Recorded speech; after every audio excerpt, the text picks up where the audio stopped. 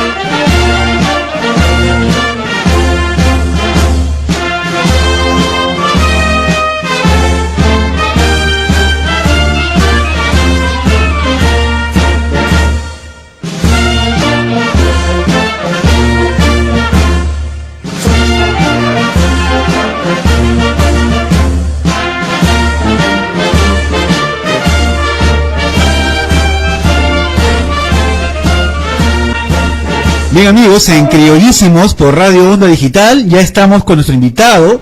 Él es el maestro Miguel Oblitas Bustamante.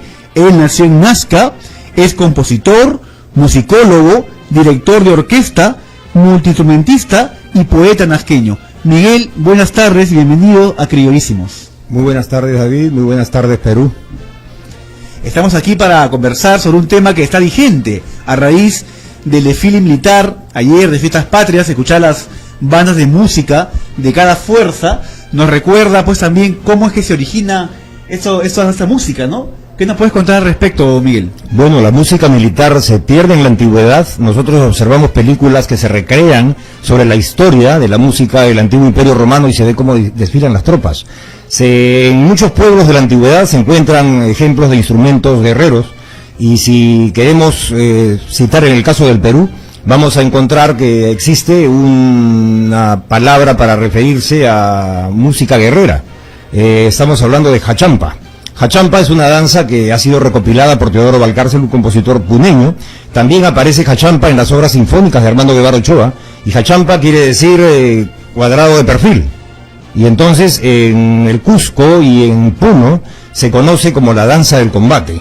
Entonces, en el ámbito andino se asocia mucho a la danza el desfile, se asocia mucho a la danza la marcha fúnebre, como el Ayarachi, por ejemplo, que en el altiplano se toca con los sicus, con las antaras, ¿verdad? Claro. Sicu, palabra aymara, antara, palabra quechua, zampoña, palabra castellana. Entonces, desde la antigüedad, los pueblos, y para referirme en este caso a los de nuestro territorio, también cultivaban una música guerrera, una música militar. Si llegamos a la época del virreinato, también existía la milicia real. Entonces tocaban y había toques militares, pero en ese entonces las bandas de música como las conocemos ahora no estaban consolidadas.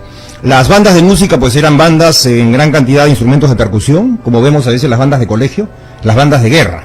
Como han existido en muchos lugares los cuarteles, las bandas de guerra que son instrumentos de percusión, estamos hablando de tambores, bombos, platillos, acompañados de algunas cornetas o clarines, que intervienen con ciertos toques.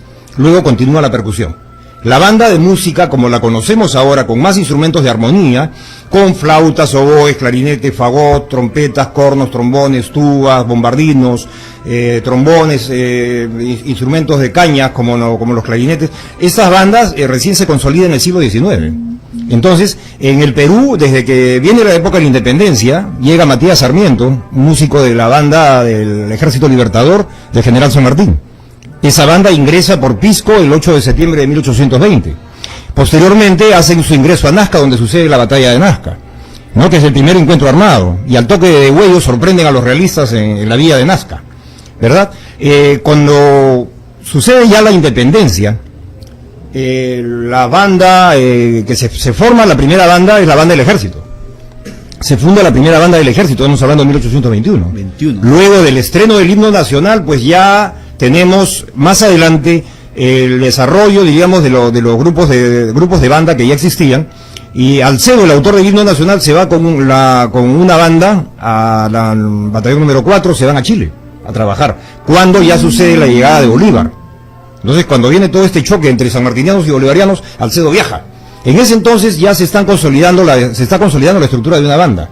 Luego, cuando se recuerda el 28 y 29 de julio, se van a ir sucediendo desfiles, ¿no? Y ya la banda va a agarrar cuerpo, digamos, en 1860-70. La banda de música como conocemos ahora, ¿no? Debemos considerar que los saxofones son instrumentos nuevos. El clarinete es del siglo XVIII. La flauta se pierde en el tiempo, el oboe también, la percusión también, las trompetas también, ¿no? Pero si hablamos del cambio desde los instrumentos nativos que se empleaban para los guerreros, estaba el pututo, ¿no? Y luego se van a ir agregando otros instrumentos, como en la cultura nazca encontramos trompetas de cerámica. De cerámica. ¿No? Jali Kepa, que es la trompeta guerrera, ¿no? De cerámica. En el siglo, disculpa Miguel, sí. En el siglo XIX, entonces, como tú mencionas, se da origen a las bandas que van a... Las bandas que conocemos como ahora. Como son ahora, pero por supuesto esto existe desde la antigüedad. Empezábamos este segmento escuchando la marcha de banderas de don José Salas Livorno, filipino, ¿no? Sí. Que llega al Perú justamente para crear la primera banda de música del ejército. ¿Así? No es la primera. La primera es en 1821. ¿Ya? De la República, Pero bandas existían durante el virreinato, ¿no? Entonces, en el caso de José Sabas Livorno fue traído al Perú en 1895. Claro. Luego de los desastres de la guerra, claro, tal vez sea lo único bueno que haya hecho este presidente traidor a la patria, ¿no? En el caso de las milicias fueron diezmadas en la época de la guerra con Chile y se trató de restaurar nuevamente las fuerzas militares. En ese entonces aparece Livorno, pero ya estaba Cuapil, y detrás de Cuapil estuvo Alcedo, y detrás de Alcedo estuvo Eklund, y han habido toda una serie de grandes maestros, inclusive extranjeros, dirigiendo las bandas del ejército. En este caso, la importancia de el maestro filipino José Sabas Livorno, autor de la Marcha de Banderas, es haber creado esta obra que viene a ser como un homenaje cada vez que viene un diplomático, un presidente, para no estar viciando y tocando el himno nacional constantemente. Miguel, para eso es. Cuando empezamos el segmento escuchábamos la Rapsodia peruana, que tiene un segmento del himno nacional. ¿Qué nos puedes hablar respecto al himno nacional del Perú y los distintos cambios que han habido en el tiempo? Bien, vamos a hablar un poquito de la Rapsodia para entrar luego al himno nacional. La Rapsodia peruana es un género, así como existen las rapsodias húngaras y rapsodias en muchos países del mundo. Hacia el siglo XIX, luego de la corriente del romanticismo que se da en Europa, y es una moda en todas partes en donde Europa sentó sus reales, vamos a darnos cuenta que hacia mediados del siglo XIX, así como la tendencia romántica nos lleva a la sensibilidad, al cariño, el amor a la naturaleza, viene el amor a la patria. Al venir el amor a la patria, la corriente del romanticismo toma parte del folclore, de las tradiciones, y los himnos son también parte de la nacionalidad. En este caso, la Rapsodia peruana, un 28 de julio, estrenada en 1868 de Claudio Rebagliati, que hace poco también se interpretó con la banda de la Católica, donde di una conferencia sobre el tema. Esta obra engasta varias melodías de la tradición peruana del siglo XIX, es como un soundtrack del siglo XIX peruano, engastada con variaciones sobre el himno nacional. El himno nacional del Perú se compone en 1821. ¿No? José de la Torre Ugarte, un abogado iqueño, que fue vocal de la Corte Superior en Trujillo, y falleció muy joven. Alcedo viaja en 1823 a 24, se va a Chile y retorna anciano, luego de solamente 2 viajes cortos que tuvo en esa época. En el curso del, el fallecimiento de Torre Ugarte y el viaje de Alcedo, el himno nacional pasa, se transmite de una forma oral, de banda en banda, y vamos a escuchar que las diferentes bandas del Ejército y de la Armada Nacional la tocaban con los diferentes arreglos de los diferentes directores. Entonces cada grupo se tocaba diferente. Fueron apareciendo versiones para piano.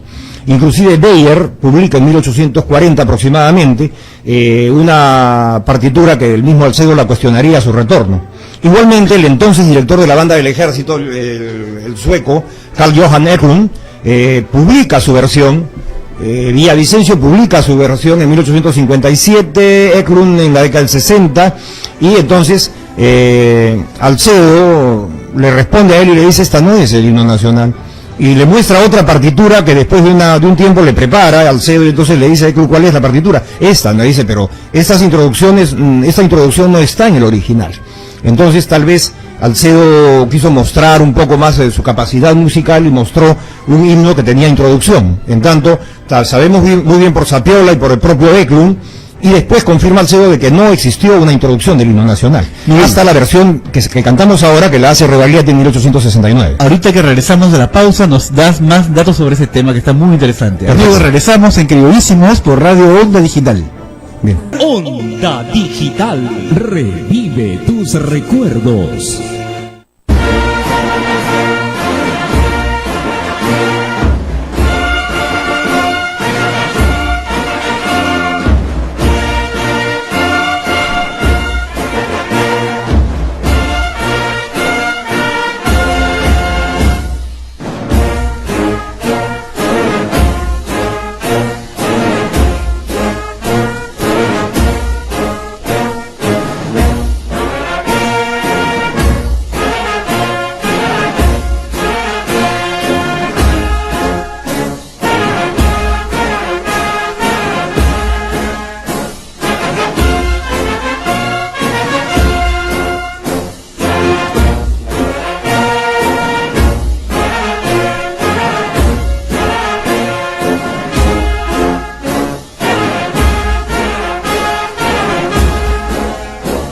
Miguel, ¿Nos podría seguir hablando sobre el himno nacional? Bien, entonces en 1864 Alcedo hace una versión, pero que es nueva, no es la de 1821. En internet están subiendo unas páginas, dice Ministerio de Defensa, y también se ha hecho en el Gran Teatro con la Orquesta Juvenil, se ha interpretado una versión que se ha orquestado ahora en base a una partitura de Alcedo de 1864. Y dicen, esta partitura es la de 1821, no. La de 1864 es una versión que Alcedo creó para responder a Ekrund y mostrarle su nivel académico, pero todos pueden dar fe en esa época que no existía una introducción de 16 compases del himno nacional. Entonces, luego que Alcedo hace esta versión, pasa un tiempo y Rebagliati publica en 1869 una partitura restaurada ya, que el propio Alcedo le canta y los dos restauran, porque Alcedo ya era un anciano, y ante la imposibilidad de tocarlo al piano, lo interpreta, se lo canta. Y Rebagliati restaura la partitura. La verdadera primera estrofa es ya el estruendo de Broncas Cadenas. El propio Alcedo, en el libro La filosofía elemental de la música de 1869, prologado por Coronel Segarra y presentado por Rebagliati, también dice él bien claro lo que respondió en 1864, que la verdadera primera estrofa no era Largo Tiempo. Largo Tiempo se introdujo en tiempo de Bolívar. Solamente que ya el estruendo de Broncas Cadenas, que es la verdadera primera estrofa, le canta a San Martín, y que le iba a gustar a Bolívar, ¿no? Sí, eso nos hace recordar que cada alcalde que entra o cada gobernante saca la placa del anterior y pone la propia. Pero no, pero Miguel, ese cambio duró años, porque esa es la versión que hemos introdujo de tal manera. Cantando todo. Eso se introdujo cantando, por supuesto, y tal es así de que cuando se dicta la ley de intangibilidad en 1901, se convoca a concurso para cambiar la letra, manteniendo la música que restauró Rebagliati.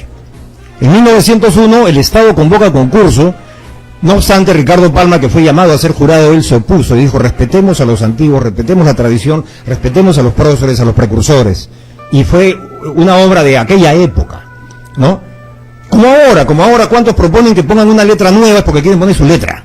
O sea, siempre está el ego de por medio, ¿no? Yo quiero poner lo mío, entonces quiten esta letra. Y además responde a intereses actuales. Claro, entonces es diferente. Si no, va a venir cada 5 años alguien a querer cambiarlo, algún gobernante a meter boca, y entonces pasa así como pudo haber pasado con himnos en algunos lugares. El himno nacional del Perú, nacional del Perú, que restaura Claudio Rebagliati en 1869, y que se escucha y hemos aprendido nosotros, ¿no?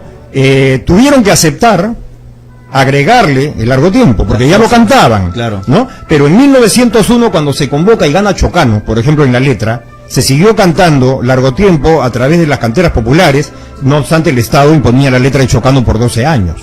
En 1913, en el gobierno de Billinghurst, el anterior fue el de López de Romaña, en el gobierno de Billinghurst, en 1913, se dicta la ley de intangibilidad.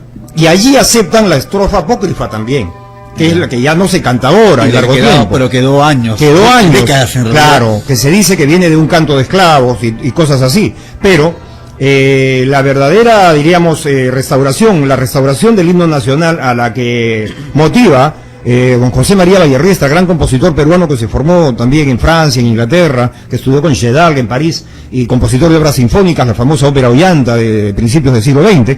El maestro Vallerriestra insta a Rebagliati a que esa partitura la presenten. Y Rebagliati presenta la partitura para orquesta sinfónica, la partitura para canto y piano, la partitura para piano y la partitura para banda. En esas versiones él presenta y se oficializa. La oficialización es con la ley 1801 en 1901. Pero la ley de intangibilidad la dan en 1913.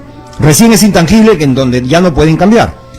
La tonalidad fa mayor, la partitura escrita y ya con todo el acabado final que tiene, ya de estilo romántico.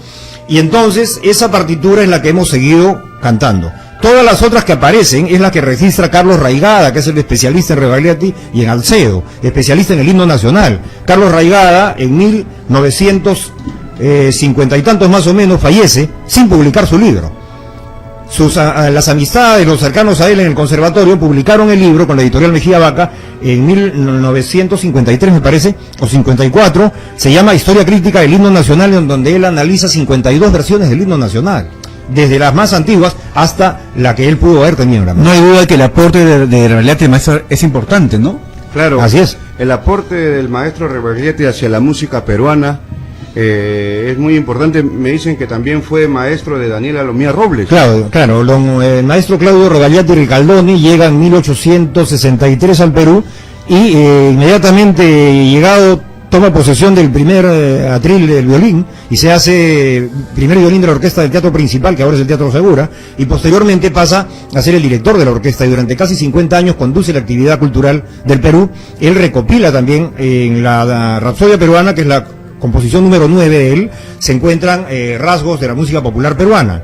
Posteriormente el aporte de él es que empieza de una manera sistemática la investigación, porque no existía la musicología, la etnomusicología como ciencia. Él empieza de una manera, diríamos, ya sistemática con sus alumnos a recopilar la música tradicional. Entonces vamos a encontrar que dentro de sus composiciones o dentro de las partituras que él publica, saca el álbum sudamericano en 1870, en donde ya hay zamacuecas, donde ya hay el antecedente de la marinera. Y vamos a encontrar que también recopila yarabíes, ¿no? Lo como se llamaba en esa época la cueca tonada chilena, y otras tantas obras más, como la cachua, que aparece también en la Rapsodia. Y Rebagliati fue fue maestro de música de varios compositores importantes en la historia del Perú.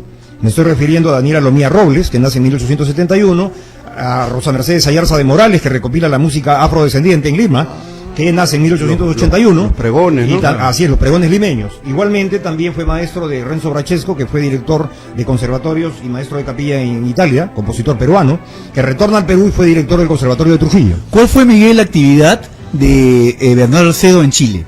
¿Por qué viaja él? Bien, el maestro Alcedo, como muchos compositores de ese entonces, se formó en los conventos.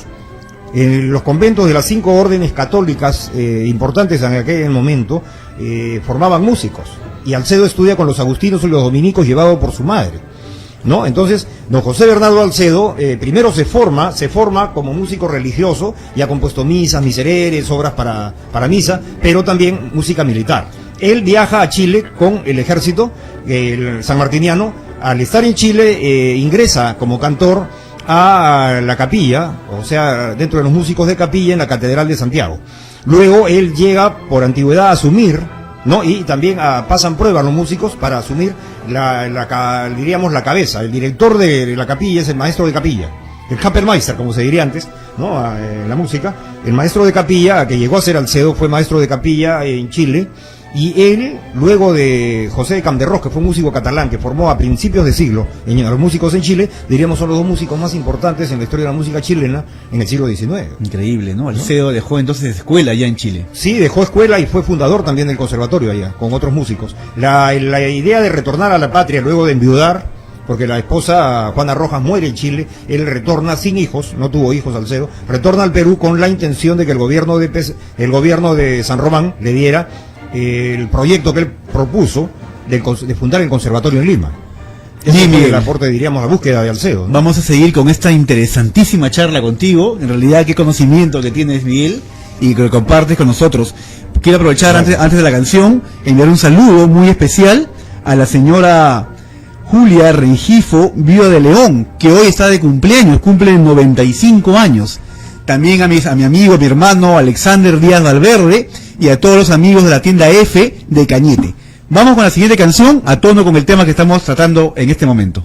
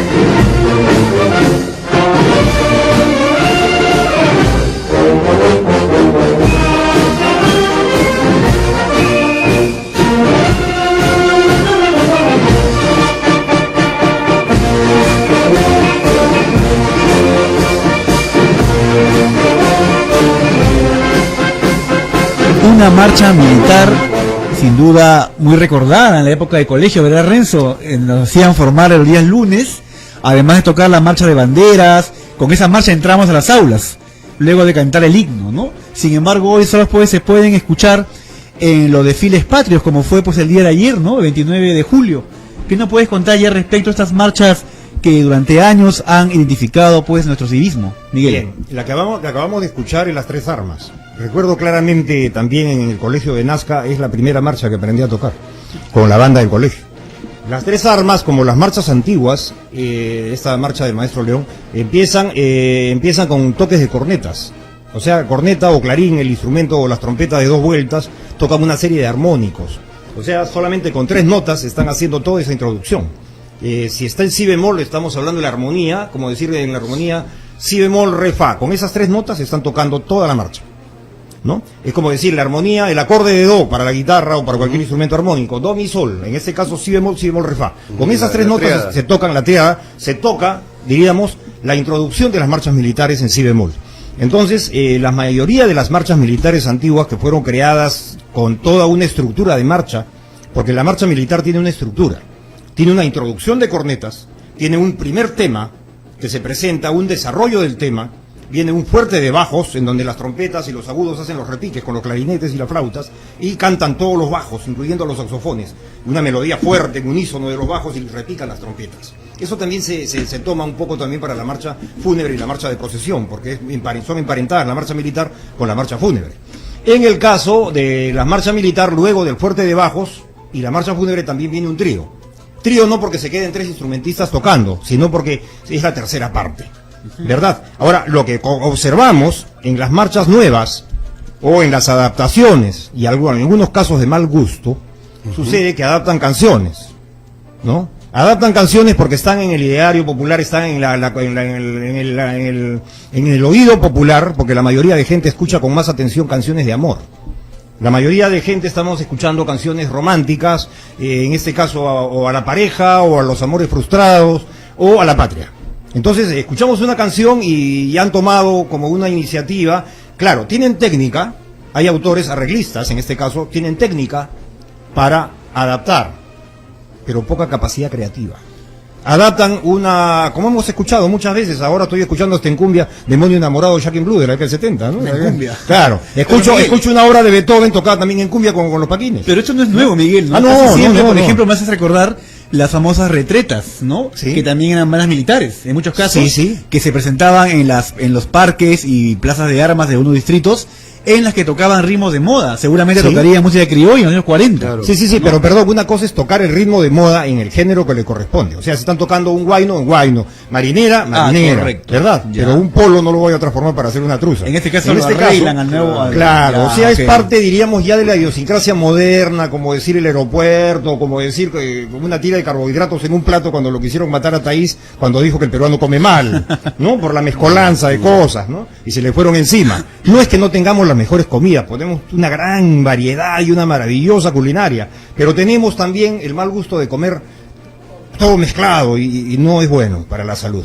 Entonces, en el caso de la música hay quienes a poca capacidad creativa, ¿no? Porque lo que refieres, David, es que si las bandas tocaban en retretas música popular, solamente música popular como género, pero para desfilar ya han empezado a adaptar valses, polcas, empezaron a adaptar guaynos, ¿no? Ahora, y entonces cumbias también, ¿no? Claro, entonces los están adaptando porque eso está en el oído de la gente, pero eso lo que está haciendo es restar, limitar el camino a los creativos.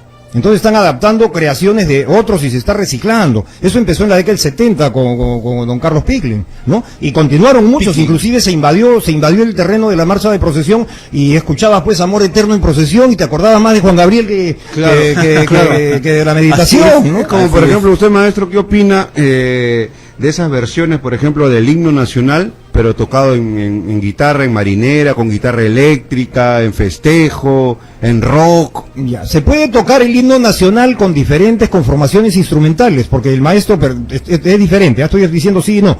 El maestro Américo Valencia y quien habla, también hemos escrito nuestras propias versiones del himno nacional con zampoñas, sin alterar el ritmo, sin alterar la obra, sin alterar la armonía, sin alterar la melodía, tocada como himno a 4 tiempos. Claro, porque es lo que ahora sucede, y enviamos hace años atrás un grupo de músicos en el año 97, 98 me parece, Está en ese entonces como director de la Orquesta Sinfónica Nacional José Carlos Santos, y con la firma del director, en ese entonces los directores, los músicos, enviamos una carta al Canal 4 porque estaban tocando una versión con guitarra, pero no era una versión pues ya fidedigna, diríamos, sujeta a la intangibilidad del himno nacional. El himno nacional es intangible, que no se puede cambiar. Varios pusilánimes me salieron en el camino, no, pero si los gringos tocan su himno en rock y lo tocan en diferentes géneros, pero el himno de Estados Unidos no es himno, pues. El himno de Estados Unidos tiene 3 tiempos, pam, pam, pam, pam, pam, pam, es una canción. Entonces, cuando uno empieza a viciar el género, le cambia la característica y como Polo Campos, le llamaba sinfonía cuando sus canciones las presentaban con sinfónica. Y no es así. Una sinfonía es una sinfonía, un vals es un vals, claro. Una marinera es una marinera, una marcha es una marcha, un himno es un himno.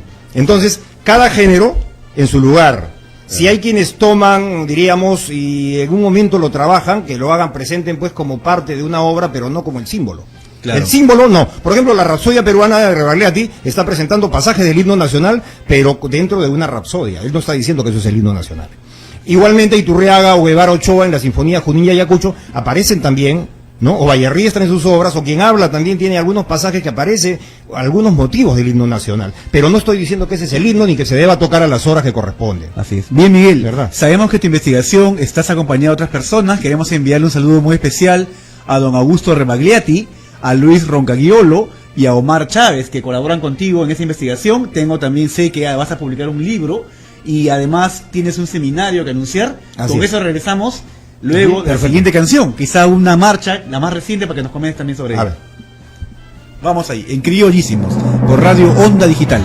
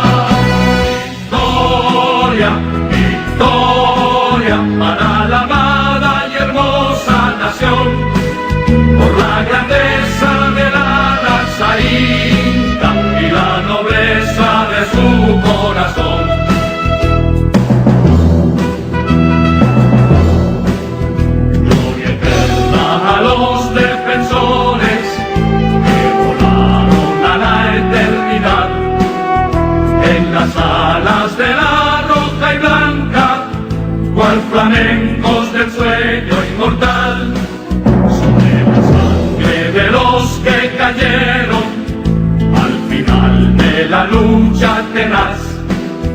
Ojalá que germine en el mundo la semilla de unión y de paz. Victoria, victoria, y a sus gigantes el Cenepa vio. Defender nuestra soberanía con gratitud, heroísmo y valor. Victoria, victoria. Amigos, estamos en Criollísimos por Radio Onda Digital con un invitado muy especial, mi amigo el maestro Miguel Oblitas, que nos está hablando respecto a la historia del himno nacional y las marchas. Escuchábamos, Miguel, Gigantes del Cenepa, del maestro Escajadillo. José Escajadillo. José Escajadillo. ¿Qué nos puedes decir al respecto de esta canción, Miguel? Bien, el maestro José Escajadillo Farro es autor de canciones. En este caso, Los Gigantes del Cenepa es una canción que se ha adaptado como marcha. Una canción tiene una estructura muy similar a los himnos. Estamos hablando de introducción, tema, segundo tema, primer tema. Lo que se podría llamar coro, estrofa, coro. Inclusive las canciones más antiguas o primitivas o las canciones de niños tienen solamente A, con diferente letra y es un solo tema, ¿verdad? En este caso, esta es una canción que tiene 2 temas. Entonces, es una canción que podría ser inclusive considerada himno. En muchos desfiles se ha optado por tocar himnos para que pasen las tropas también y el grupo que pasa identificándose con su himno cante su himno marchando.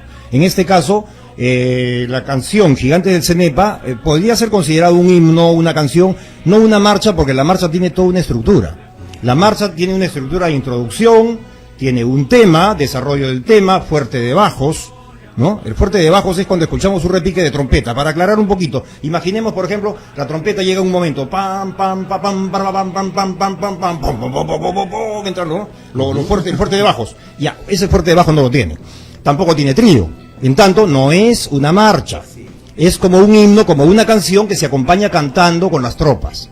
En este caso.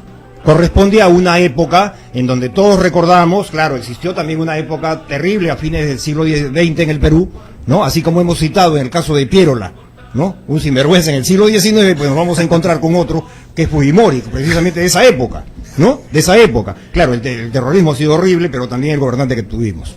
En este caso estamos hablando que se han hecho adaptaciones de marchas y me imagino que también deben estar creando marchas actualmente algunos que otros, pero se ha dado esta tendencia del facilismo, ¿no? Es más fácil adaptar, por eso nos vamos a encontrar en la cumbia, se han reciclado baladas, se han reciclado canciones, igualmente la salsa u otros géneros han sido invadidos por eso. Este tema, perdón Miguel, de Cenepa, ¿de cuántos tiempos es?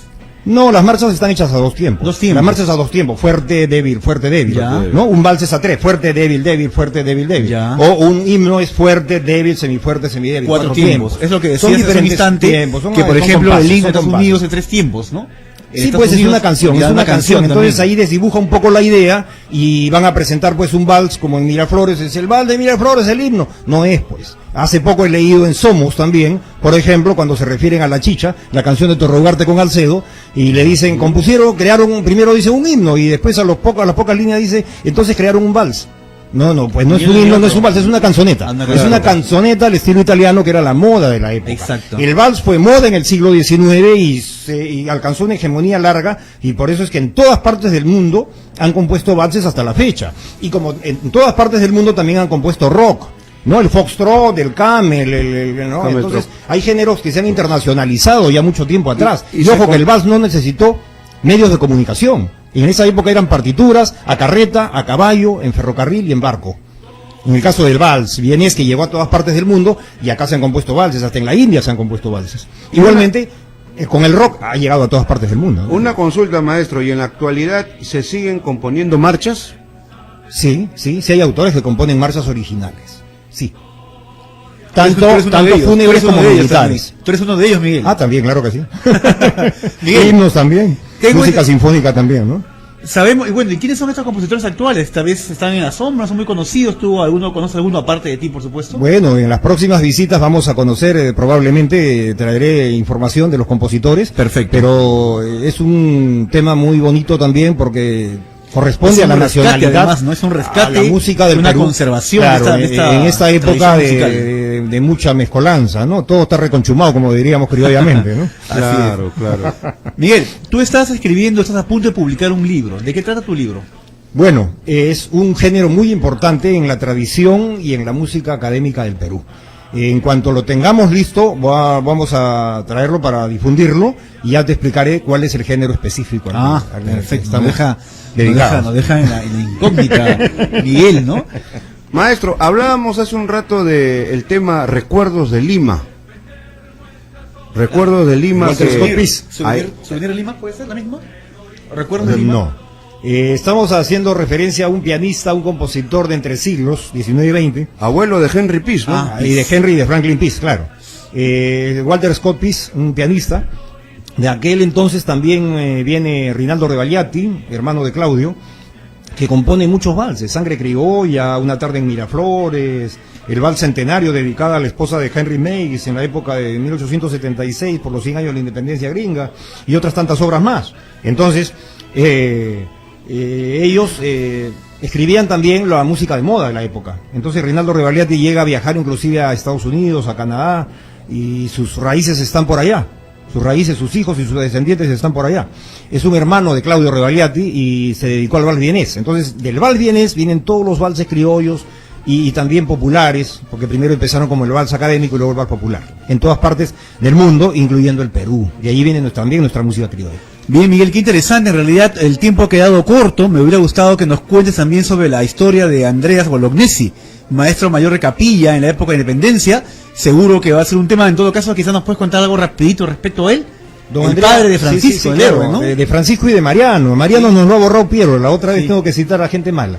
hay que meditar en gente buena para purificarnos y no contaminarnos. Hablemos de Andreas, entonces. Don Andreas Bolognesi, el padre, porque Andrea es Andrés en italiano, ¿verdad? Es Andrés. Entonces, fue padre del héroe de Arica y de Mariano, ambos que llegaron a grado de coronel, y músicos también, porque Francisco tocaba violín.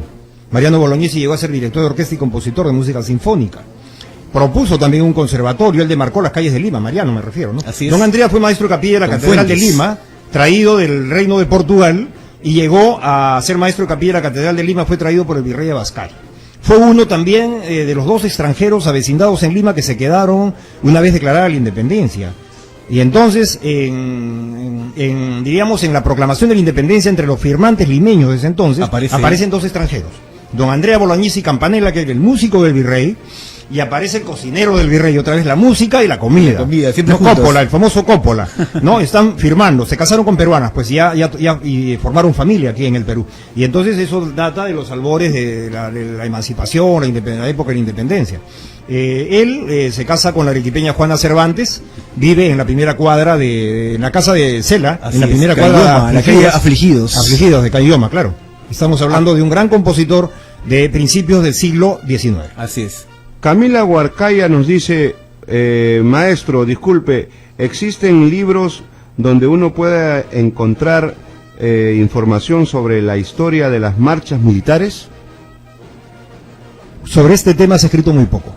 Además, que los que han escrito no son los autores más populares, los que han escrito libros son los músicos académicos, los más cercanos a la música sinfónica peruana, que sí tiene referencias. Está Pinilla, está Barbachi, está Raigada, que han escrito sobre la música, y recientemente Clara Petrozzi y otros autores más que han escrito sobre la música clásica peruana. Estamos hablando del Renacimiento, el Barroco, el Clásico, el Romanticismo, el Impresionismo, el Modernismo, el Vanguardismo, lo aleatorio y la música electrónica. O sea, sí hay tratados, pero que escriben más sobre la música más elaborada de concierto. Se ha escrito muy poco sobre la música de banda y se ha escrito muy poco sobre la música criolla también, y la música andina y la música popular. Muy bien, Miguel. Muchas gracias por estar aquí en Criollísimos. Anunciar que Miguel Oblita Bustamante, maestro y amigo mío, tenemos con él un seminario de historia de la música en el Perú, que va a ser los días del 22, 23 y 24 de agosto. Se va a dictar ese seminario en el Castillo Rospigliosi. Y todos los pormenores del evento los pueden encontrar en la página de Facebook de Lima la Única. Bueno, Renzo, nos vamos. Claro que sí, muchísimas gracias, maestro Miguel. Muchas Realmente gracias. ha sido un gusto. Nos vamos marchando. Nos vamos marchando, No, como nos vamos dice. sobre la Gracias marcha. por soportarme estos minutos. No, hemos aprendido pues mucho más. Muy bien, amigos. Entonces, hasta mañana. Que ofrendaron su sangre y la vida en defensa de su integridad. Victoria, victoria para la